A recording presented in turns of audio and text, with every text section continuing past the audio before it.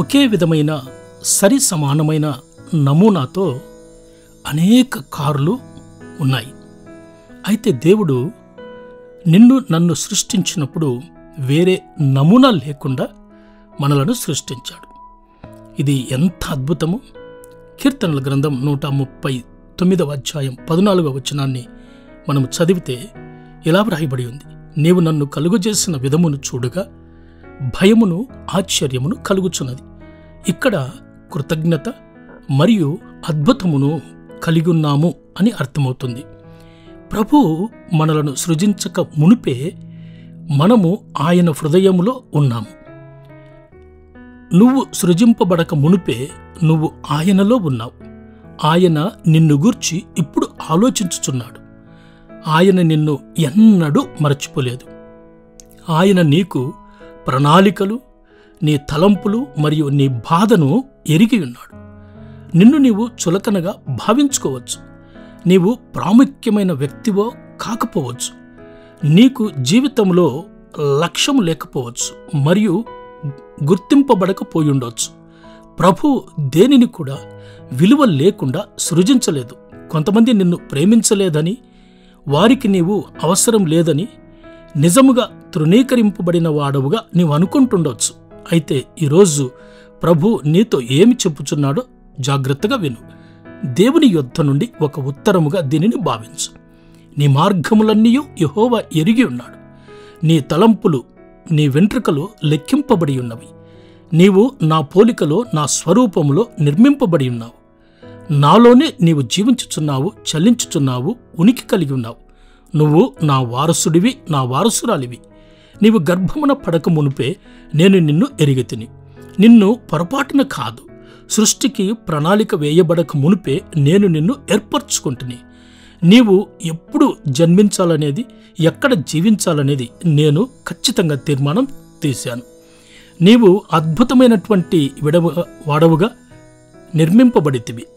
నీవు తల్లి గర్భములో ఉన్నప్పుడే నీకు రూపమును ఇచ్చి నిన్ను బయటికి తీసుకుని వచ్చితిని. నీవు నా బిడ్డవు. నేను నీ తండ్రిని కాబట్టి నీ మీద నేను ప్రేమను పంచాలనేది నా కోరిక. నేను నీకు సరైన తండ్రిని కాబట్టి నీ భూసంబంధమైన తండ్రి కన్నా ఎక్కువగా నీకు సమృద్ధినిచ్చాను. ప్రతి మంచి విషయాన్ని నీవు నా యొద్ద నుండి పొందుకొని ఉన్నావు. నేను నీకు సమస్తమును దయచేయవాడను మరియు నీ ప్రతి అవసరతను నా వలన తీర్చబడి ఉన్నది. నీ భవిష్యత్తు పట్ల నా ప్రణాళికలు ఎల్లప్పుడూ నిరీక్షణ కలవిగా ఉన్నాయి. ఎందుకనగా నేను నిన్ను నిత్యమైన ప్రేమతో ప్రేమించుచున్నాను. నీ ఎడల నా ప్రణాళికలు సముద్ర ఇసుక కన్నా ఎక్కువైనవి, లెక్కించలేనివి. నిన్ను బట్టి పాటలతో నేను ఆనందిస్తున్నాను. నీకు మంచి చేయుటకు నేను ఎప్పుడూ వెనుతిరగను. నీవు నా సొత్తు. నా పూర్ణ హృదయంతో మరియు నా పూర్ణ ఆత్మతో నిన్ను స్థాపింతును. నీకు అద్భుతమైన గొప్ప విషయాలను చూపించుదును. నీ పూర్ణ హృదయముతో నన్ను వెదకిన యొడల నీవు నన్ను కనుగొందువు. నాయందు నీవు ఆనందించిన యొడల నీ హృదయ ఆలోచన నెరవేర్చబడును. నీ హృదయ ఆలోచనలు కలుగజేయవాడను నేనే. నీవు ఊహించు వాటన్నింటికంటే మరియు నేను అధికముగా చేయువాడను. నిన్ను అధికముగా హెచ్చించువాడను నేనే. నీవు ఎదుర్కొంటున్న ప్రతి విధమైన సమస్యలలో నీకు ఆదరణ కలిగించువాడను నేనే. నీ హృదయం పగిలిన సందర్భంలో నీకు అతి సమీపంగా ఉండువాడను నేనే. గొర్రెల కాపరి గొర్రెలను మోసినట్టు నేను నిన్ను నా హృదయానికి దగ్గరగా మోయివాడను నేనే. ఒకరోజు నీ ప్రతి బాష్ప బిందువును తుడిచివేయుదును. ఈ భూమి మీద నీవు అనుభవించిన ప్రతి శ్రమలను తొలగించువాడను నేనే. నేను నీ తండ్రిని, నీవు నా కుమారుడవు. యేసును ప్రేమించు రీతిగా నిన్ను ప్రేమించుచున్నాను. నీ పట్ల నా ప్రేమ యేసులో ప్రత్యేకించబడింది. యేసే నా ఉనికికి సరియైన ప్రతినిధి. నేను నీ కొరకే ఉంటున్నాను మరియు దానికి ప్రత్యక్షపరచుటకు వచ్చాడు, కానీ నీకు ప్రత్యేకం కాదు మరియు నీ పాపములు లెక్కింపబడుట కాదు.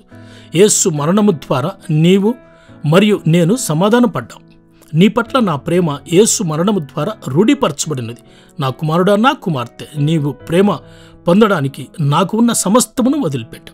మరలా నీ పట్ల నాకున్న ప్రేమను ఏది విడదీయలేడు. ఇంటికి రా, పరలోకము కూడా చూడలేని గొప్ప విందు సిద్ధం చేశాను.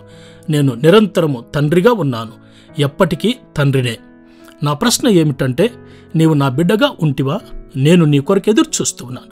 నా పరలోకపు తండ్రివై సర్వశక్తిగల దేవుని ప్రేమించుచు ఈ విషయమును గురించి ఆలోచన చెయ్యి.